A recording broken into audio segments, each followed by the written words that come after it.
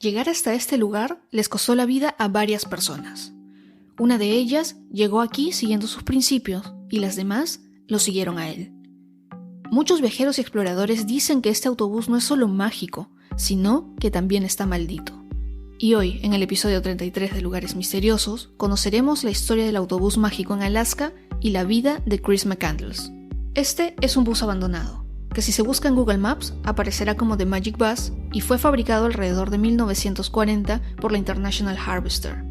Se ubicaba a unos 38 kilómetros al oeste del poblado de Healy y no estaba en un lugar altamente visible, ya que lo escondía una gran cantidad de maleza y árboles. No tiene motor y los cristales están agrietados o simplemente ya no están. Está prácticamente corroído y el piso está lleno de vidrios y restos de basura.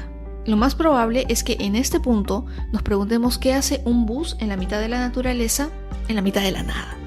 Alrededor de 1930, una empresa obtuvo el contrato para mejorar un sendero y construir una carretera asfaltada, de manera que se pudieran explotar las minas de antimonio de la zona.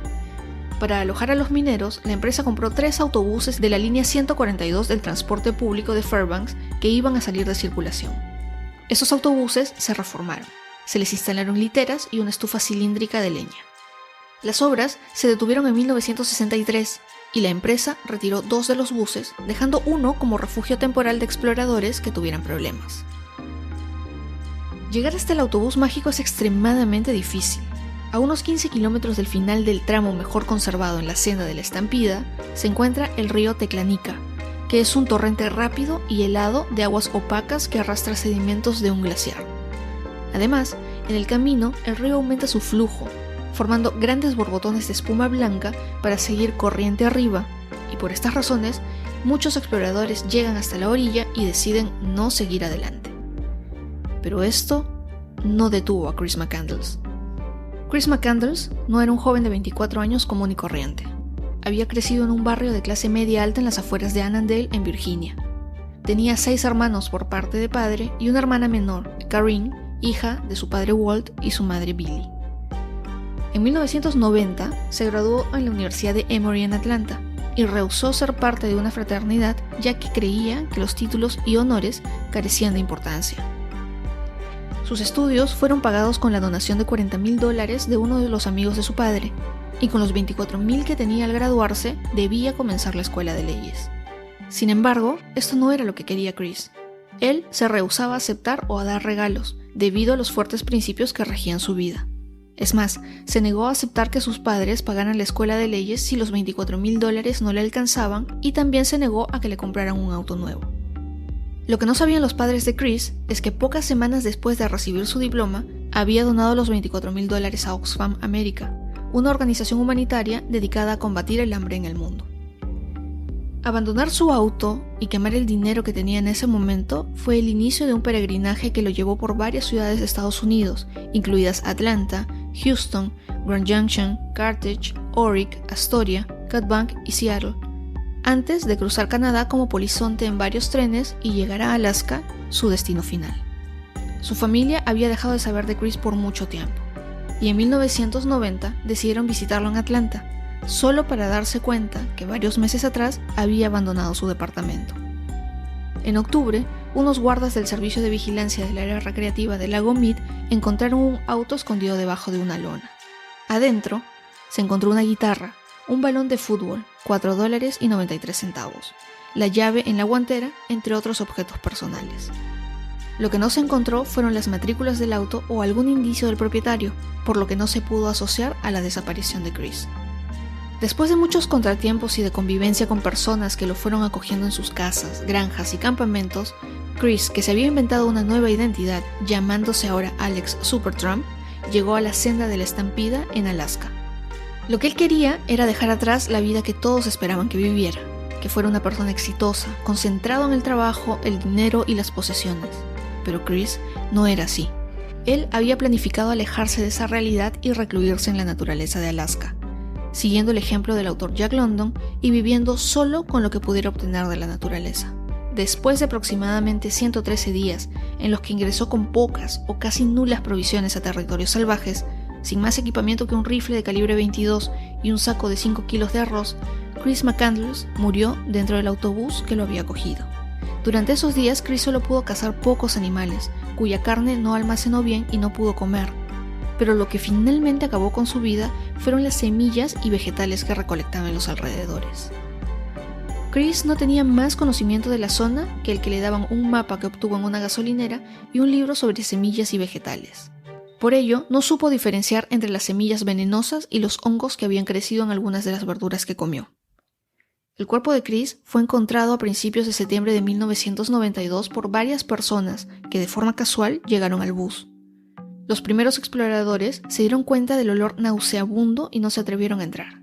Luego llegaron Ken Thompson, Gordon Sammel y Freddie Swanson. Hasta ese momento, nadie había entrado al bus.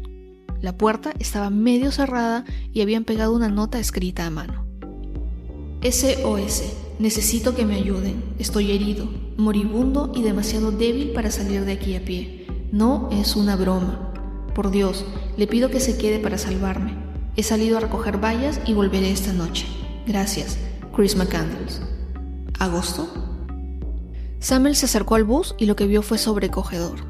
Dentro había un rifle Remington, una caja de plástico con cartuchos, 8 o 9 libros, unos jeans rotos, utensilios de cocina y una mochila que parecía cara. En la litera había un saco de dormir que sacudió a través de la ventana. Aparentemente había algo ahí, pero no se dio cuenta de la realidad hasta que dio la vuelta al bus y vio la cabeza de un hombre que sobresalía del saco. Chris había muerto 2 semanas y media atrás. Su cuerpo pesaba aproximadamente 30 kilos cuando la policía montada se llevó el cadáver junto a los objetos que Samuel vio y una cámara que tenía un rollo de película sin revelar. La causa probable de la muerte de Chris, según la autopsia, fue el hambre. Esta historia se dio a conocer a nivel local en principio gracias a los periódicos de Alaska, y Jon Krakauer, periodista de la revista Outside, escribió un artículo y luego un libro sobre McCandles. Algunos años después se grabó la película Into the Wild, basado en el libro homónimo, y en ese momento la historia y vida de Chris se hizo conocida a nivel mundial. Muchas personas se han sentido atraídas por la vida de este joven. Otros han sido muy vehementes en criticarlo.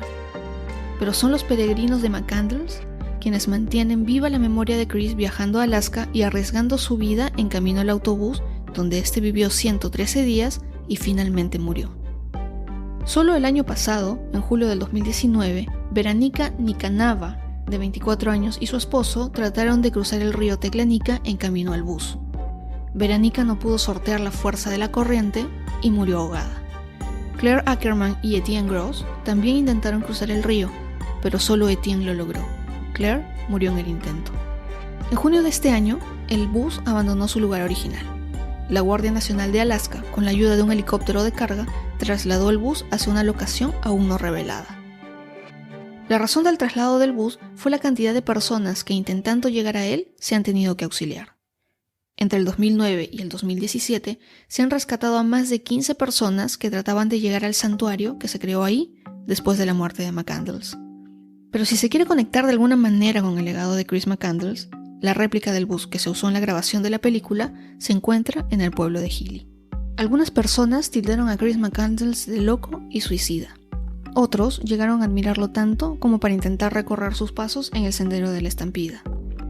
Particularmente creo que Chris quería probarse a sí mismo, pero fue un poco excesivo en su toma de decisiones.